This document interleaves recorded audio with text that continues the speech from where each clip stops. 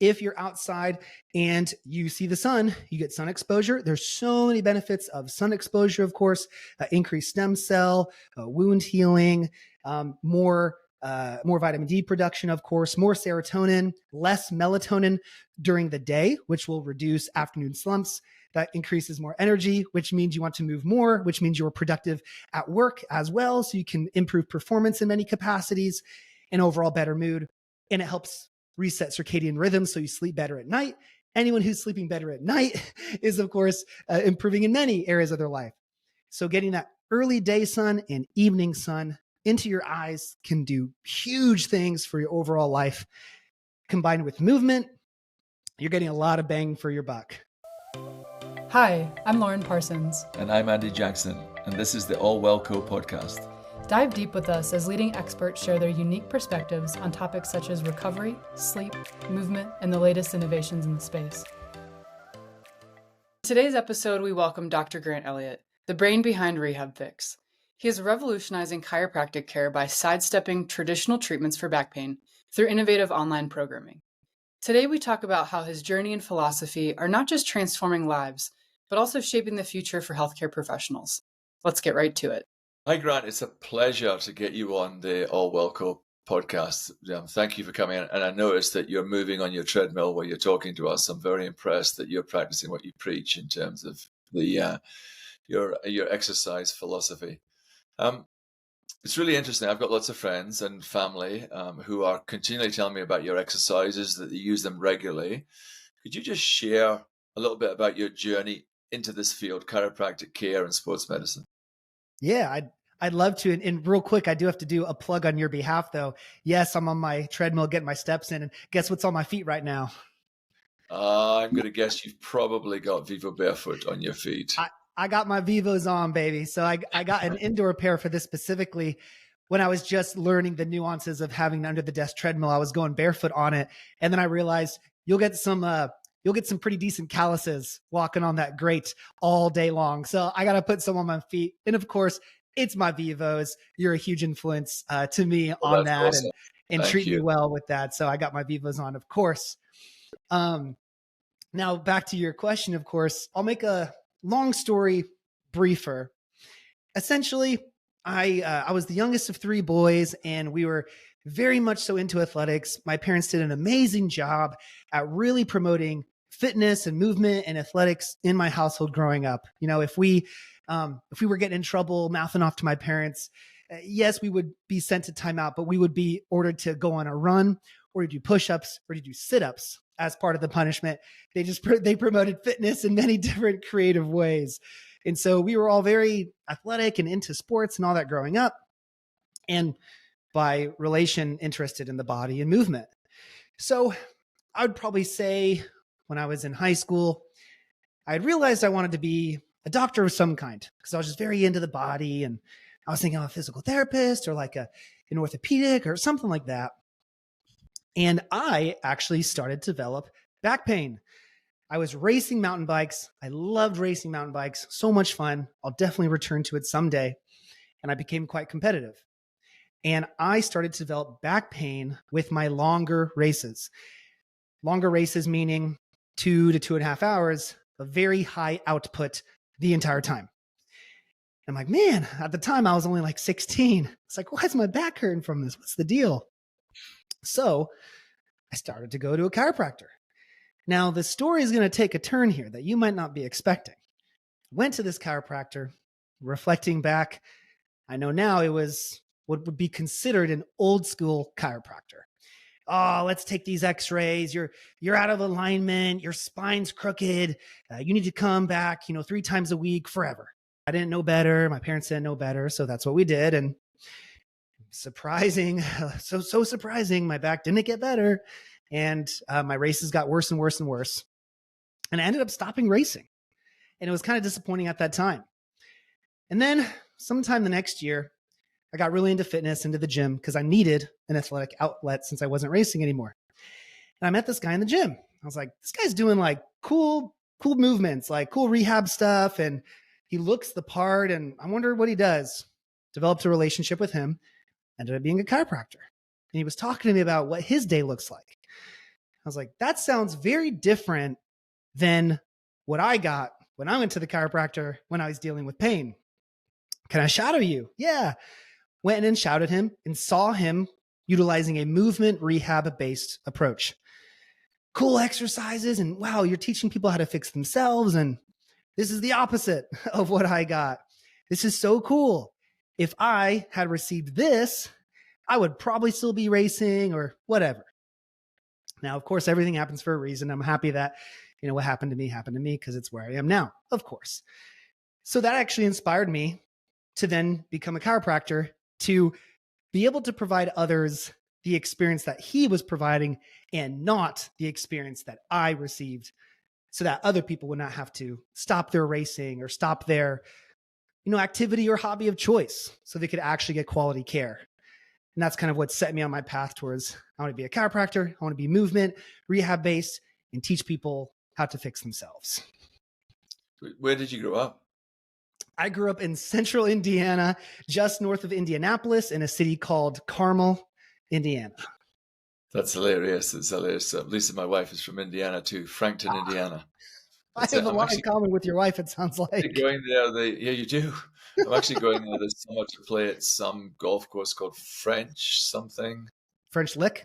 French Lick. I'm going to play at French Lick this summer in Indiana. So, well, that's really interesting. So that basically answers my next question. What inspired you? It was the fellow chiropractor, and obviously that affected you getting into this field. So very interesting. Yeah, big Grant, time. are there any memorable stories from your early days or a patient story that stands out? Well, there's many at this point. There's a few that we probably bring up the most to individuals who are either considering our services or who are already receiving our services and maybe are in a tough time. Because one thing I didn't include in that previous story is that we do everything online now. So I don't have a typical chiropractic clinic. Everything is online at this point, and we have the reach of the world now, which is amazing for so many reasons. And there's probably a few stories that we repeatedly bring up and celebrate and use to encourage others. And there's so many, of course. But there's an individual named Herminio. Herminio is actually out here in Florida. Was one of our earlier clients. Was probably one of the first 10 or 20 that we actually started with our online program. And when we first met him, he was 2 weeks out from a surgery. He's in the military, had seen 2 chiropractors, 2 physical therapists. I think he had an injection or 2 at the time as well.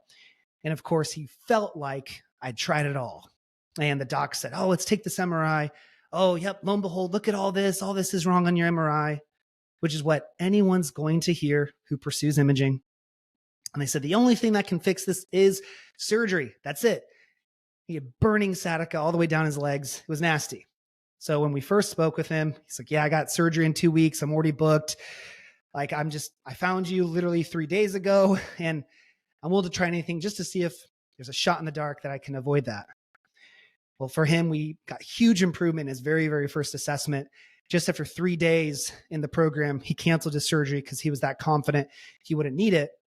Did not need the surgery. Within 6 weeks, his sciatica was 80% gone. He was back to CrossFit, full CrossFit workouts within 4 months, and has been lifting at a high level for the last 4 years straight without a single issue. And he just referred his wife to us about 3 months ago because she was dealing with some things as well. So that was just an earlier huge success story that's kind of been a landmark for us moving forward. And then 2 other scenarios. I'll tell this story a little bit shorter as to not drag it on, but another awesome guy out in Ireland. His number one goal was to become a firefighter. It's apparently a very high demand job out in Ireland, and he had been accepted, but he had to pass the physical requirements. And he had attempted 2 times and couldn't do it because of his back and sciatica pain. And the 3rd attempt was going to be the final attempt. It was in 3 months. The NHS was just dragging things out for him, unfortunately. It takes a lot of time to get things done. And he knew that that would not get him the care he needed quick enough to be able to do well, or even to get the results that he needed in the first place. So worked with us. And by the time that physical requirement came around, he was able to do it successfully. And so he was able to get his job as a firefighter, which was his dream job. And he's been doing that successfully since. And that was just a huge impact for him, because it was either he gets his dream job or not, and he has to go completely different career paths based on our outcome. And we were able to deliver and cancel yet another surgery. And one other individual out here in the States, on a bit of a more serious note, pain can take a huge toll on someone, not only physically, but mentally as well. And some people can find themselves in very dark places mentally, because we talk to some people who have been in pain for not only a few weeks, but sometimes a few decades. And it can become a part of someone. And it can sometimes lead to very, very negative thoughts and sometimes suicidal positions. And there was one person who we spoke to that was kind of at the end of the rope in that regard, wasn't fully disclosed to us. We were essentially the last resort, quite literally. And it was a huge success story. And she disclosed to us after that she was kind of at that point of considering continuing to live after that. And we completely turned things around for her. And during her testimonial, it was very emotional. There were a lot of tears on both sides. And I can't say there's anything much more rewarding than feeling as though you had a part of someone pursuing their life. And that's a huge, huge, huge reward that I don't think could be fully described, that we celebrate and that we use to encourage others as well. So those are three that really stand out to us that we reverberate really to awesome. many people. Those are so cool to hear. And I love it too, right? Like when you talk to certain people about what is the purpose of life, to live, to truly live. And we forget that pain and just all of these certain things that go into it might stop us from doing what we truly are on this earth to do. Hey, obviously, as I mentioned earlier, is that RehabFix in yourself, Grant, you stand out in the chiropractic field. There's no doubt that. For our listeners, though, what's so unique about your approach, say, compared to traditional practices that you mentioned earlier? Yeah, I would have to emphasize the main thing is the concept of independence. So for many, many models of most chiropractic clinics, I'm not saying all, but most, it's built on the model of primarily adjustments or spinal manipulation and procedures that are done to you, not so much teaching you what you can do for yourself. So yes, adjustments are great and they can feel great. Some hands-on therapy are great and can feel great. But the evidence is very, very clear that passive modalities, meaning things done to you, are much lower on the totem pole for long-term efficacy than active approaches, what you are doing for yourself. So it's very obvious that when you're working with someone through an online format, the emphasis from the very beginning is active therapy, identifying the right movements, the right exercises, the right lifestyle interventions for that person. And they're responsible for themselves day one, as opposed to other clinics. Hey, come in, we'll adjust you. You just lay down, don't move a muscle. We'll throw the E-stem pads on you. We'll do the laser. We'll do the ultrasound, all these cool things, get you in and out and see you next week. And you don't have a plan for yourself. What's the long-term plan from there? Whereas opposed to our approach online, it's day one is you're responsible. No one can put in the work for you. You have to do it. Here's the changes you need to make. And you're either going to do it or you're not. And you're either going to get the outcome you're after or you're not. And we're very grateful to have very, very motivated clients who are on that same wavelength, who understand I'm here to learn how to fix myself, because then they get to walk away with a plan that they can maintain forever. So they don't need us. So they never need to come back. And our success is dictated by them not coming back. That's the outcome we're after. So I'd say that's the primary thing. Okay, so let's take that a little bit deeper then. So if I was comparing a traditional chiropractor online with RehabFix online, take me a little bit deeper in terms of some of the differences that you have. And I'm going to throw in something I saw in your newsletter yesterday, and I purposely didn't read the newsletter because I saw the headline. I thought, oh, I'm going to ask Grant this. You came out and said people shouldn't use foam rollers, something like that in your headline of your newsletter yesterday. So tell me a little bit about the comparison between you and traditional chiropractors, online to online, and then talk me through something like why people shouldn't use foam rollers. Now, I didn't read the context, so that's maybe not what it meant, but I think it'd be really interesting to hear what you meant by that. Sure. I'll start with the attention grabbing email subject line and then move into the second question, because I think that'll be a more appropriate order in regards to depth here. So full transparency, the goal of an email subject line is to get people to read it. Okay. We know that. I got to get people to click, baby, because when they click, they'll read. And if they read, they get better. They get the information they need. So the point of that particular headline was to emphasize a post I made about a week ago that points to the passive versus active modality approach, where many people, they're looking for quicker approaches to resolve a problem. And yes, a foam roller is a transitionary point from someone going from a passive approach, hey, I'm just going to lay down, someone else stretch me out, to an active approach, actually doing something. But it's still in that gray area where it's like, hey, this hurts or that hurts. I'm just going to grab a foam roller, sit on this foam roller where my butt hurts or where my back hurts or where my hip hurts, roll on it for the next 2 minutes, kind of just playing on my phone, doing whatever, and cross my fingers that something changes. Whereas, what the evidence shows is that's still not a full approach. You can use a foam roller if it feels good at that time, but you still need an effective rehab exercise strategy for long-term changes. And this is what the evidence shows. This isn't my opinion.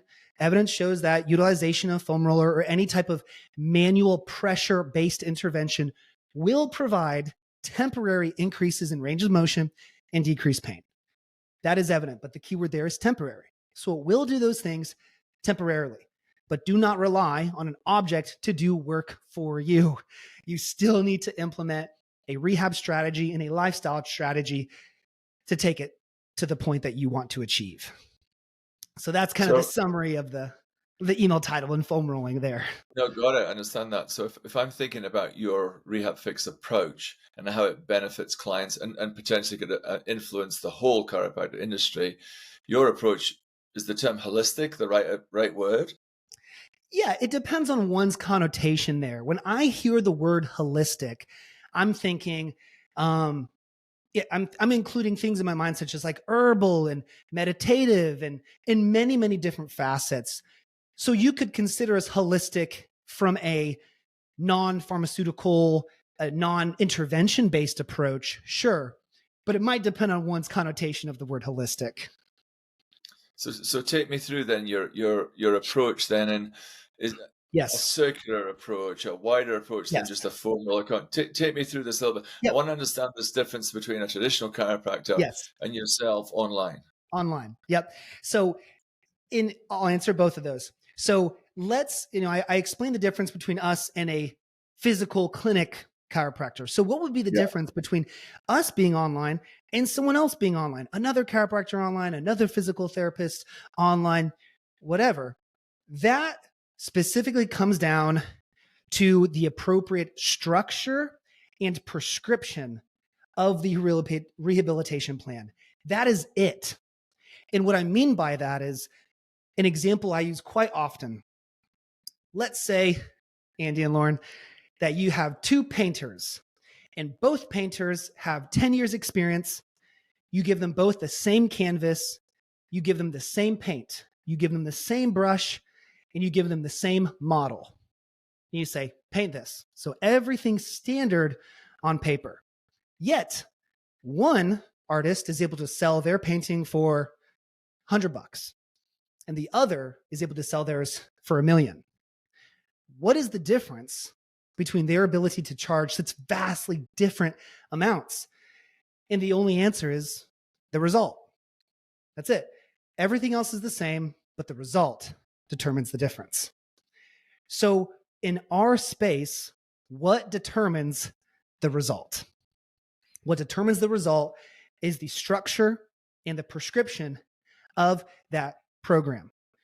So What that means is identifying the right exercise for that person, having it structured the right way with the additional exercises that are necessary, and having the right prescription of that exercise. And I'll provide you an example here. We can compare this directly to pharmaceuticals. Let's use a example that none of us would agree with here, but let's say I have a headache and I want to use Tylenol to take the headache away. Well, we all know we should really look at, hydration and maybe even allergies or food sensitivities or many other things for why a headache would occur. We all know that, but play along here. Let's say I'm choosing Tylenol as my intervention of choice. All right, you give someone a bottle of Tylenol. If they take 1/10 of Tylenol, it's probably not going to do anything. If they take 10 Tylenols, it's probably going to cause some issues we don't want. So it's the correct, and I'm putting that in quotations for the listeners, correct intervention, but the wrong prescription can lead to an entirely different outcome. The person who takes 1/10, they're thinking, oh, this isn't working. It's not doing anything. I need something different. The person who takes 10 times too much, they're thinking, this is the wrong thing. I should not do this. This was terrible for me. Why did you give me Tylenol? When, in this example, if an expert comes by and says, hey, you took way too little or you take way too much, here's the amount you should take, then they get the result they're after. Exercise is the same thing, the exact same thing. You can give different people the same exercise, but they require a different prescription. And if they're looking up exercises on their own, or they're being prescribed that exercise from other providers, but they have either the wrong exercise or the wrong prescription to follow, they will not get the result. So with this, what all this boils down to is what we are really, really good at. And I shamelessly say that we are really, really good at determining the right structure for our particular clients with low back pain and sciatica, the right structure of the movements they should be doing. So identifying the right movements and then identifying the right prescription for them. That is what we do best. And that is what yields the result. So just to summarize that, so RehabFix in essence is your secret sauce that's individualized for each one of the clients you work with. Absolutely. And within that, to just expand and be a little bit redundant at the same time, everybody we work with has back pain or leg pain related to the nerve to some capacity. Everybody. And a lot of them, they might be given very similar exercises. But once again, the prescription of those could be very, very different or very subtly different. But that difference is what yields the result. So yes, it absolutely is tailored to the person for where they're at, where they want to be, in what prescription or what movement their body's accepting at that time. Because many people might need regressions or progressions and different prescriptions within that. Grant, you're known for a drug-free, surgery-free approach to treating low back pain. I want to dive a little bit deeper. Do you handle more than just back pain and sciatica with your program?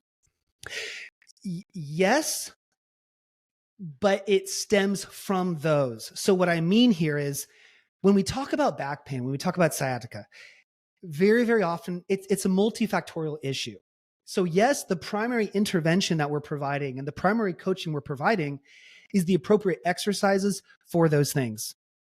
However, we have to include here, and I discussed this a bit earlier, that there are many mental effects from pain as well. And in this particular context, we need to include pain science and pain education as part of the approach to help someone's mindset in regards to fear of movement or belief in recovery as well.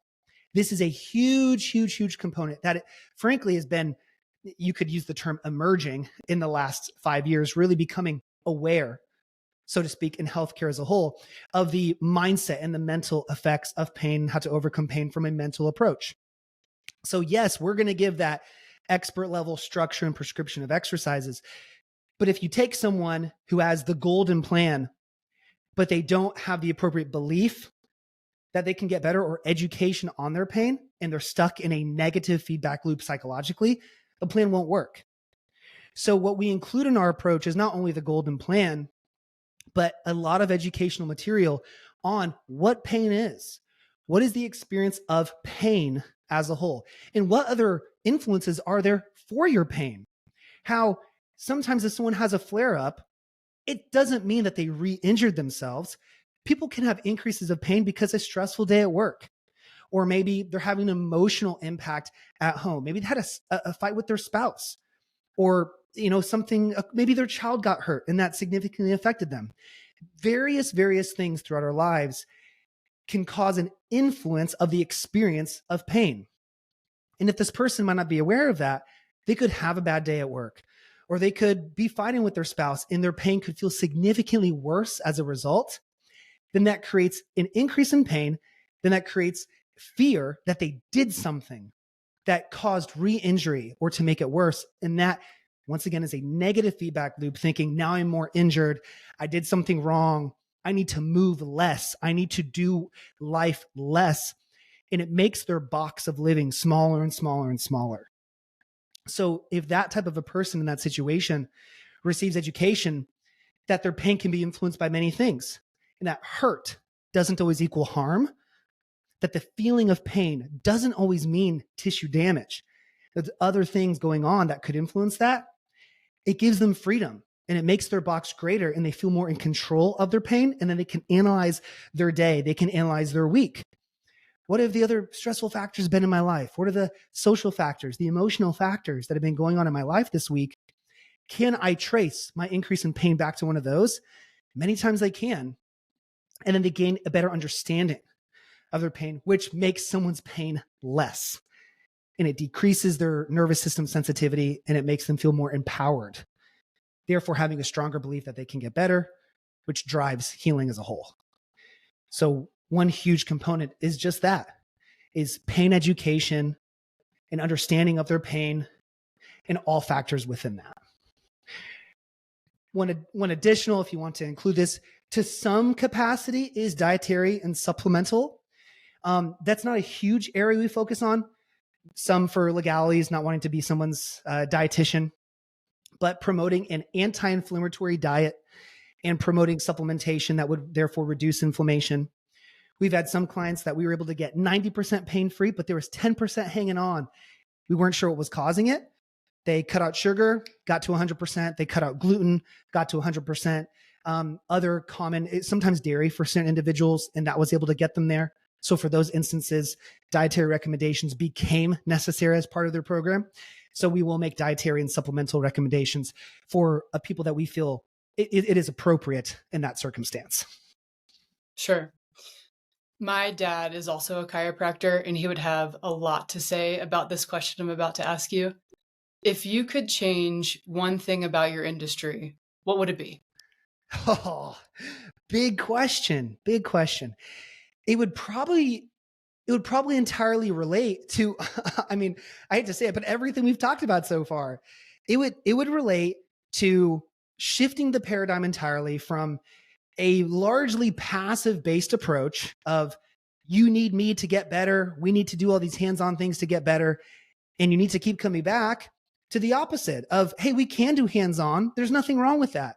But let's start the expectation from the very beginning that ultimately you need to learn the changes to make in your life so you don't need to come back. And shifting, I guess I would say chiropractic industry. I kind of include myself in the same industry as physical therapists, physical health, physical rehabilitation. I'd say if we can shift the focus from the very beginning of not putting so much weight and so much emphasis on you need me, passive therapies to, hey, we're going to look at you as a whole. We're going to make sure that there's no additional factors going on in your life. And we're going to give you movement-based interventions so that you can learn how to fix yourself. If everything switched to that, then not only would all of our outcomes improve from an evidence-based standpoint, all of the outcomes would improve.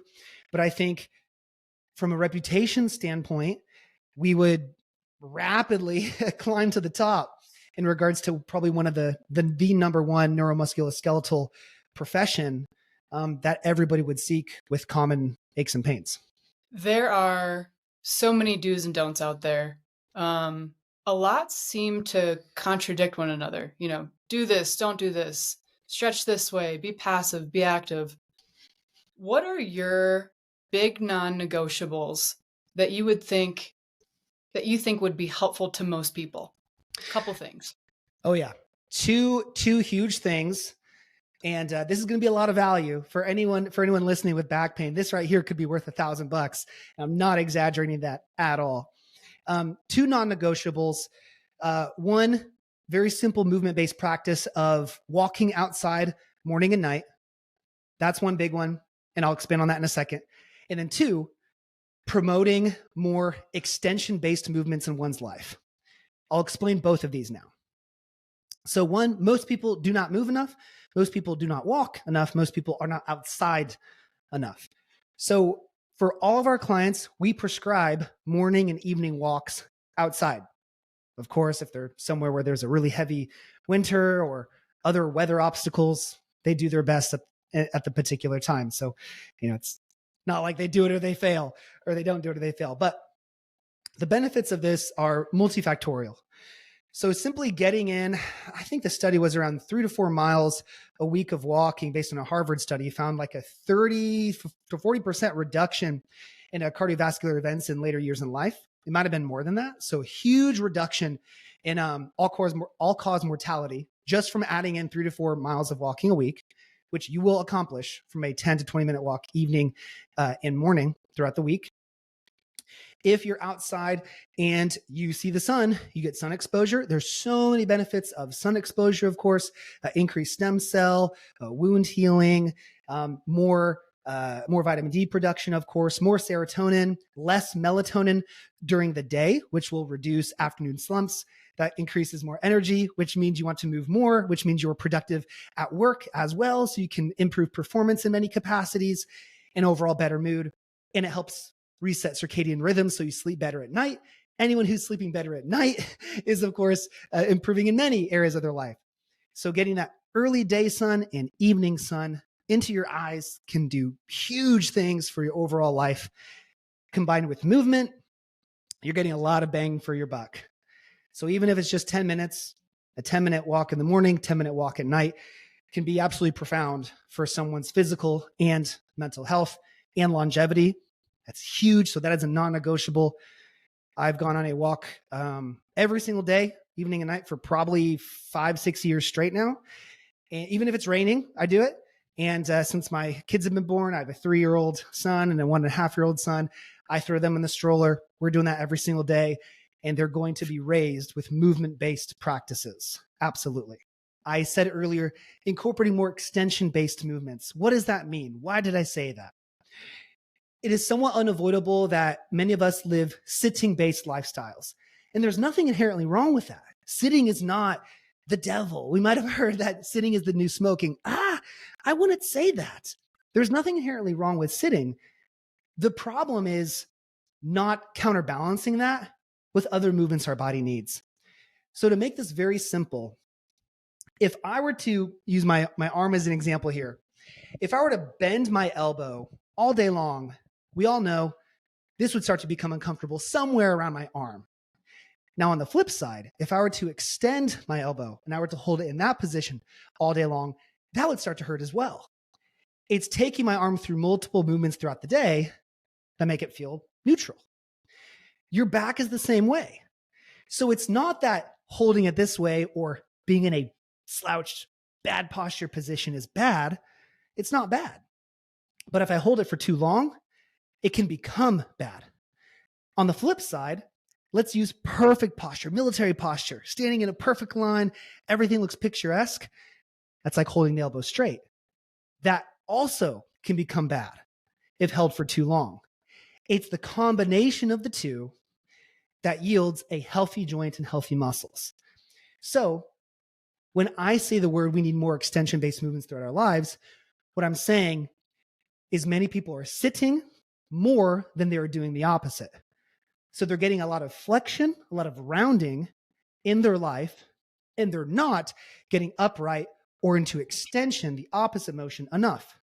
So by incorporating some very basic extension-based movements into their day, they can counterbalance the amount of flexion sitting in a rounded position that they have, and it can create a much healthier spine and hips as a whole because you're finding the balance between the two. What's really interesting here is that if I'm not just a young professional, but I'm somebody who's thinking about maybe changing my career, getting into the chiropractic field, I'm going to be quite motivated listening to you.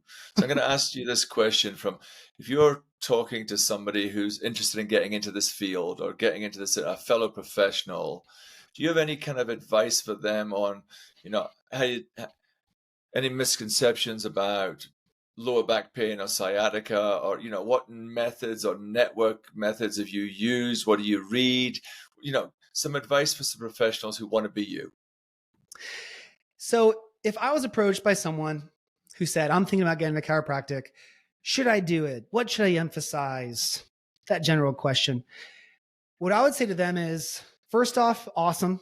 Follow your passions and go into chiropractic with the understanding that, just like with any doctor degree of any kind, there will be a significant financial investment on the front end.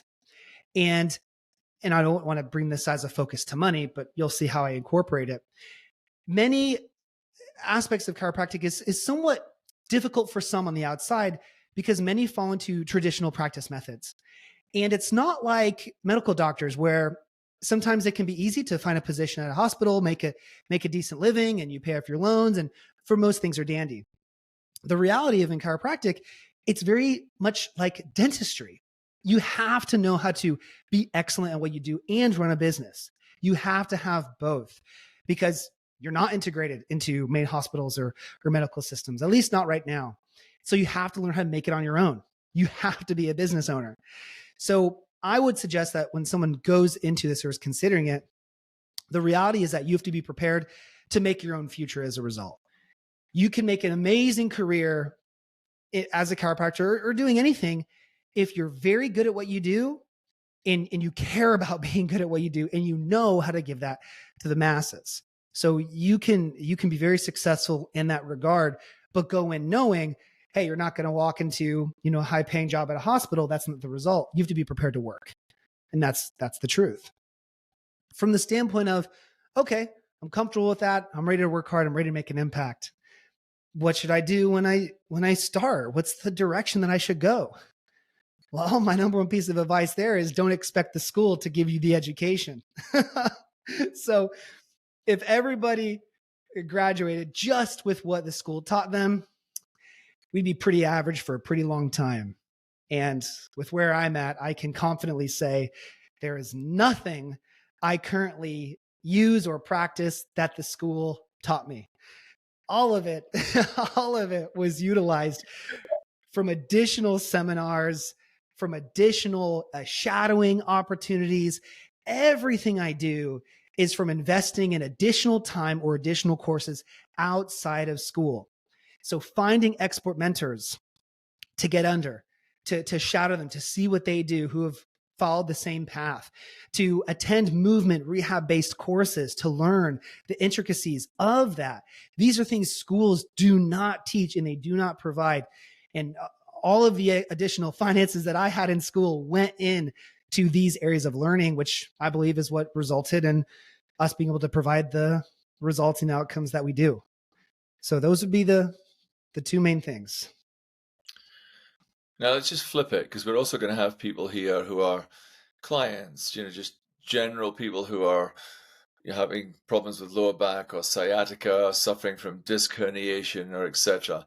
Could you just share a couple of effective exercises or lifestyle adjustments for them, not for the professional, but for the person who's actually suffering the pain? Mm-hmm. Of course, I have to make a very general recommendation here, general prescription, but I would be happy to do so.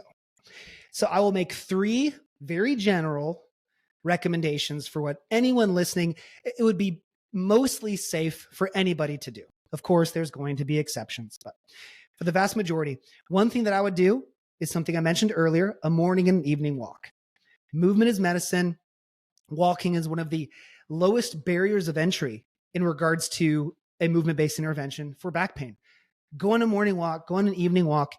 If you say, hey, if I walk too long, I start to get back pain and sciatica. No problem. Walk as long as you can until that begins, and then stop yourself there. So as much walking as you're able to do morning and night. That would be one. Number two, I referenced we're in a lot of sitting positions and we don't get enough extension. So a very simple extension-based exercise that most people will find very favorable in their pain is going to be a regressed version of a cobra pose, like in yoga. So to visualize this, we would simply lay on our stomach, prop up on our elbows in a sphinx position, so kind of propped up, and rhythmically pushing yourself up and down off the ground, gently going up and down. If we can visualize this, that's the opposite motion of what most people are in when they're sitting in a rounded position for a long time. It is giving them more of the opposite, and it is restoring that mobility that they're not getting enough of throughout their day. We get too much of this, let's do the opposite. Simple as that. Do more of the opposite for your spine. And then last, a little bit different here, an emphasis on belly breathing. Being able to properly use your diaphragm, belly breathe. And the way that I would coach a beginner through this is to get on the floor, or if you're not able to get on the floor, you can be on your bed or a couch. Of course, this can be modified. But lay on the floor, bring up a chair or a couch, prop your legs up on a chair or couch so your hips are at a 90-degree angle. Put one hand on your chest, one hand on your belly, and focus on breathing down into the belly. The hand on the chest should not move. The hand on the belly should. Feeling the belly expand as we inhale and collapse as we exhale. What this will do is it will help you relearn how to breathe through your diaphragm, use your abdomen for appropriate belly breathing. It will calm down your nervous system because it's an autonomic nervous system function. So it'll improve the parasympathetic activation of your nervous system, calms things down, puts you in a more relaxed state, which of course will reduce pain. But it also helps calm down all of your low back muscles that are likely in spasm from trying to protect you and guard throughout the day, which can lead to more pain. So finding an appropriate belly breathing training position and getting better at belly breathing, not only in that position, but a focus throughout your day as well, will help you calm down your low back muscles, down-regulate your nervous system, and actually start to improve better stability around your low back as well. Those just seem like simple exercises that people can do, everybody could do of any age, or that all makes sense to me. Okay, just moving a little bit, whether it's personal or professional, can you just highlight any challenges that may have shaped you and anything that surprised you that you've learned through yourself, through your work? Two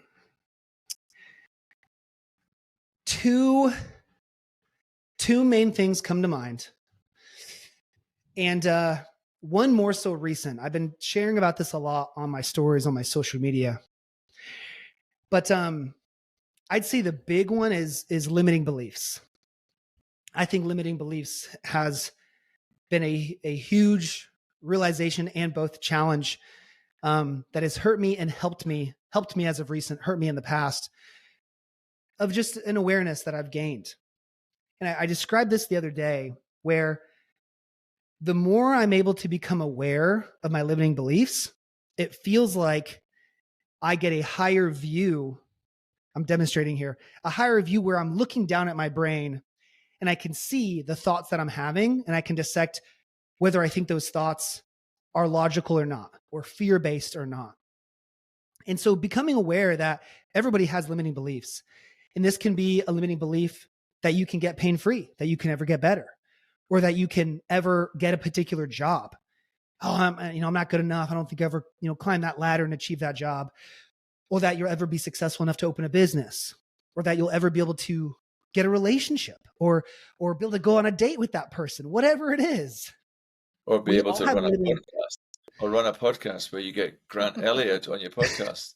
That would be a limiting belief. We did it.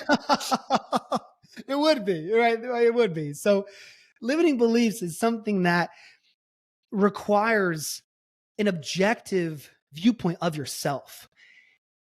because many people are not able to identify their own limiting beliefs because it's within your box. Your blinders are on. And throughout my development over the last few years, since 2020, really when I first started RehabFix online, I was getting traffic online. I was getting requests for help online, but I was building a physical practice here in Tampa. And that's right when COVID came around. And both avenues were yielding some success for me because I had a strong social media following. So a lot of people in Tampa were finding me. But I was confronted very abruptly with the decision, since COVID came around, local business was significantly plummeting. And I had a choice. And I was like, well, this is getting very difficult to manage physically. Should I put all of my efforts into this? Or should I try this online thing that I don't really know where it's going to go? Is it even possible to make a living online? Is it even possible to do this online? And I had a choice there. And I realized, you know what? I think I have more to gain than I have to lose of saying, you know what, this physical setup, I'm already seeing limitations here, but I see less limitations online. I'm going to figure this out.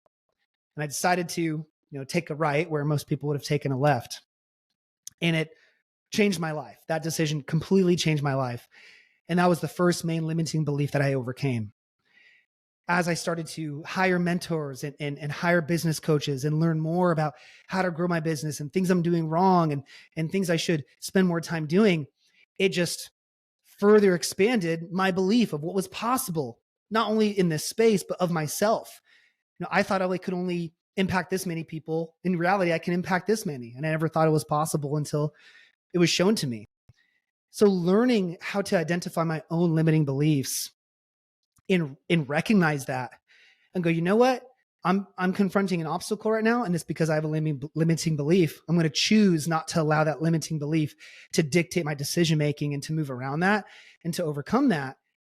Being able to unlock that part of my brain has been a complete superpower in regards to my trajectory in my overall life, my relationships with my children, my relationships with my wife, my mental health and my mental focus throughout my day, all these things. It's just been completely unlocked.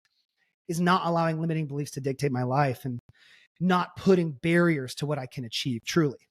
Sometimes sounding cheesy, but being absolutely accurate in reality. Not at all. Well, let's take that further then. So you've done that pivot, you've got that trajectory going. So where do you see yourself and RehabFix, say, in the next 3 to 5 years? And are there any upcoming projects that you are excited about that you want to tell us about? Yeah. So what we're currently working on now, and this is somewhat recent, is helping other providers to achieve really where I'm at this point. And what I mean by that is I've been able to develop probably the most successful online low back program specific that I know of. And we've been able to impact many people in every country. And it's great. I went from a one-man show to an 8-person staff within 2 years, and we're growing and it's been phenomenal. And throughout that process, many other physical therapists, chiropractors, and even other orthopedic surgeons and sports medicine docs have reached out saying, how did you do this? How are you treating people online? How are you getting these outcomes? How did you grow this fast? And my focus has been 100% on our clients, of course, as it should be. But now I've realized if other individuals and other professionals are able to expand their reach as well, we will ultimately help many more people in the world. So for these individuals who are reaching out, I've actually started coaching them on their businesses and helping them determine their limiting beliefs and their pitfalls in the areas that they need to pivot to improve their business, not only locally, but how to also develop the online presence and the online impact of being able to help people around the world as well. So fellow chiropractors and physical therapists who want to grow their physical practices, but also might have an online following and want to develop an online approach, an online program to help more people and get more reach. I'm helping people accomplish that as well to build their own version of RehabFix. That's awesome. So Grant, as we wrap up, two last pieces here. The first is, how can our listeners connect with you and learn more about you? What's the best way? And the second is, go ahead. Social media, baby. Social media. Yeah. We're at RehabFix on all channels. So YouTube, TikTok, Facebook, Instagram, of course, everywhere it is at RehabFix. So you can get in touch with my team or me through those channels. I do check the messages and look what everything's going on. And if anyone listening to this wants to contact me directly, my personal email is grant@therehabfix.com. Love that. And finally, in line with our podcast theme, which is strength, kindness, and perspective, who would you like to give a shout out to? Or is there anything or anyone you'd like to relay to the listeners? Just how do you want to give them a leg up? So if I had to shout someone out, I would have to shout out that first chiropractor that I ran into in high school who influenced me to become the same. His name is Brian Waters, Dr. Brian Waters, out in Indianapolis area. He owns his own clinic, Indy Muscle and Joint. If anyone is in the Indianapolis area specifically and they have access to him, I strongly encourage them to go to him. Of course, if you are not in that area or unable to reach him, we'd be happy to serve you here at RehabFix, of course. But this individual has obviously made a huge impact on my life. I believe he had a significant, stance in me being who I am now, being able to create RehabFix as a result of going to school and learning these things and steering me the right direction towards the profession I have now. And just such a positive person, such a great mentor. One of the most positive people I've ever met. Just everything is good. Every day is a good day. And it just knows how to make everybody smile and everybody feel good. And he's just an awesome guy. He's an awesome guy. So I would be remiss if I did not give him a shout out, as I think he has a big impact in me becoming RehabFix in the first place. Just quickly before you go, Dr. Elliott is stepping into the realm of business coaching, aiming to empower healthcare professionals with the tools they need to expand their reach online and enhance their physical practices. To support our network members, he's offering a complimentary 1-hour business analysis session.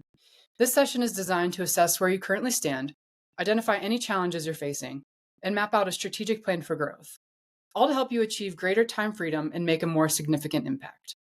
If you are a network member and this is something you are interested in, please reach out to our info@allwellco.com email.